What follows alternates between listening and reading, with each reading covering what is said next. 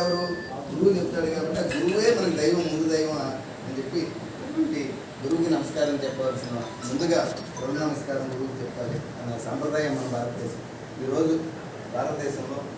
మన సనాతన సాంప్రదాయం విస్తరించేటట్టు మన ప్రధానమంత్రి నరేంద్ర మోడీ గారు భారతీయ జనతా పార్టీ అధికారంలో ఉండి, ఎన్డీఏ కూటమి అధికారంలో ఉండి ప్రధానమంత్రి నరేంద్ర మోడీ గారు మూడోసారి ప్రధానమంత్రి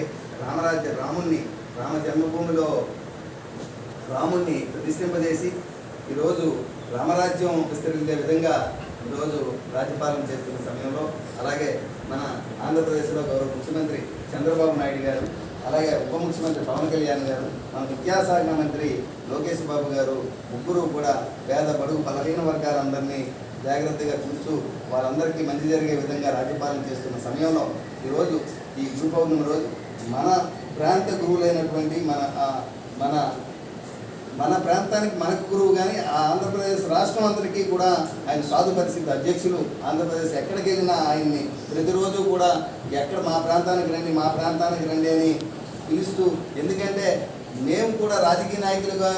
మనం చేయలేని కొన్ని పనులు ఏవైతే ఉన్నాయో, ఉద్యమాలు ఏవైతే ఉన్నాయో, ఆయన ధర్మపాలన కోసం, ధర్మస్థాపన కోసం ఆయన చేస్తున్న ఉద్యమాలు ఈరోజు లెక్కలేని ఉద్యమాలు చేస్తున్నారు. అటువంటి గురువు ఈరోజు మన నియోజకవర్గంలో ఉండడం, ఈరోజు అక్కడ ఖాళీ లేదు, ఆయన ఆశ్రమంలో ఖాళీ లేదు, ఎంతోమంది భక్తులు